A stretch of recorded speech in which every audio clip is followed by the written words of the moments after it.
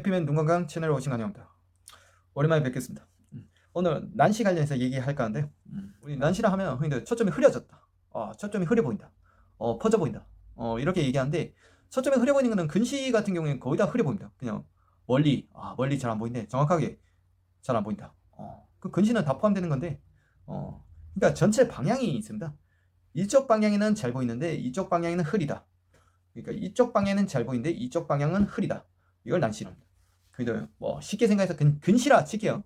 종류는 굉장히 많습니다.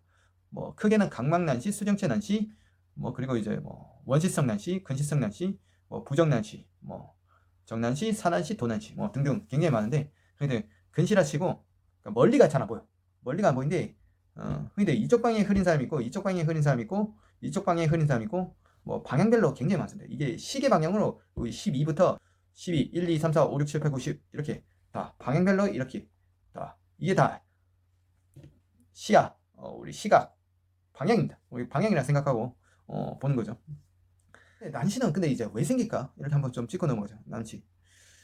정확하게 일단은 난시 같은 경우에는 각막 표면이 고르지 않아가지고 발생하는 거예요. 수정체도 좀 고르지 않고, 수정체도 흔히들 사람들 타원형이라고 생각하는데 약간씩 고르지 않습니다.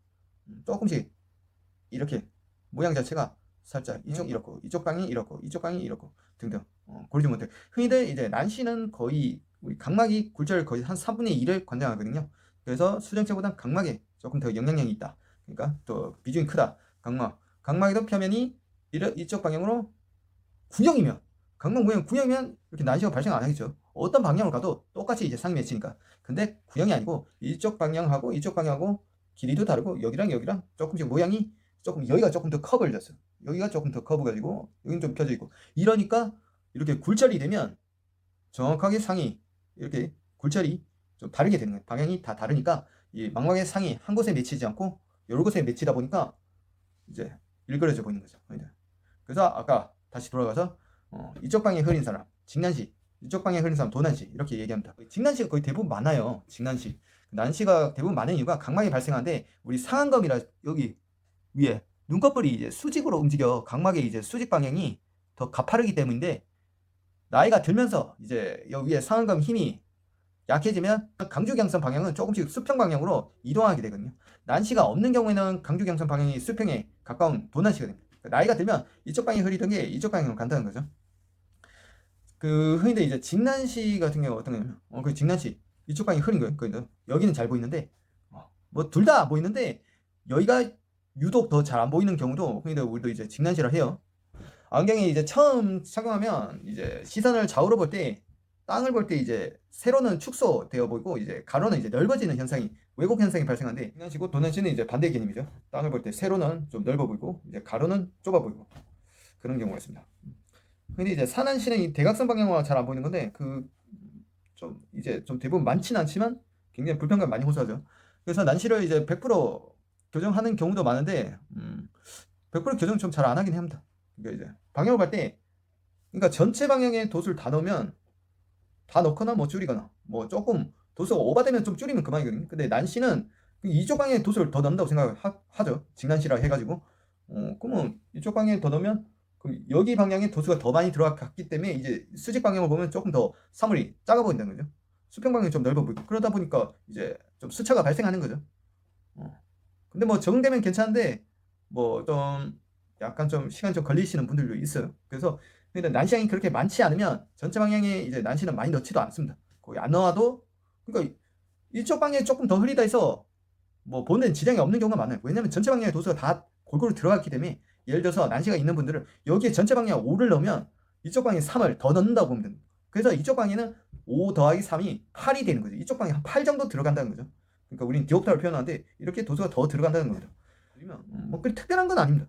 뭐 누구나 좀 갖고 있어요. 어느 정도 누구는 갖고 있는데, 거기서 정도에 따라서 한 이 정도까지는 도수를 교정 안 해도 일상에 지장 없는 경우가 있어요. 왜냐면 전체 방향의 도수가 다 골고루 들어갔기 때문에 굳이 여기에 조금 도수를 넣는 게 뭐 영향이 없단 말이죠. 근데 좀 민감하신 분들은 좀 도수를 조금 넣는 경우가 있어요.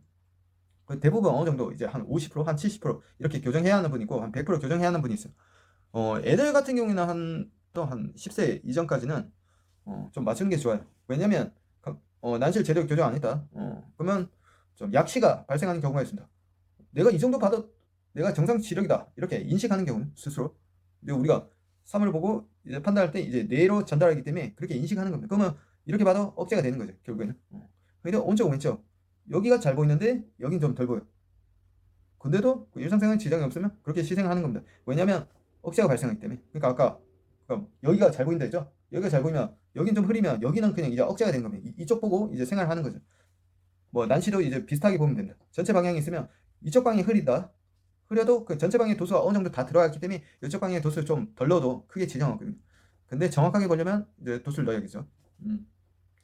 도수가 좀 난시가 많은 경우에는 도수를 당연히 교정해야 합니다. 도수를 당연히 교정해야 하는데 막 이게 좀 안 보이다 보면 우리가 눈에 근육을 좀 더 쓰게 되거든요. 이 내지근, 외지근 이렇게 연관이 있다 보니까 이 눈에 힘을 좀 더 주게 됩니다. 그러면 이제 눈이 좀 쉽게 피로하고 좀 뭐랄까 찡그리게 되는 거죠. 그러면 이제 이 주름살도 생길 수도 있고 좋지는 않습니다. 일단 두통 이런 거 생길 수 있고 집중력 저하.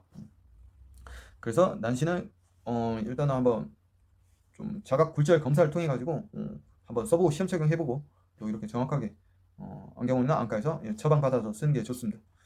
네, 여기까지였고요. 뭐 궁금한 거 있으면 또 말씀 주십시오. 제가 또 말씀드리겠습니다.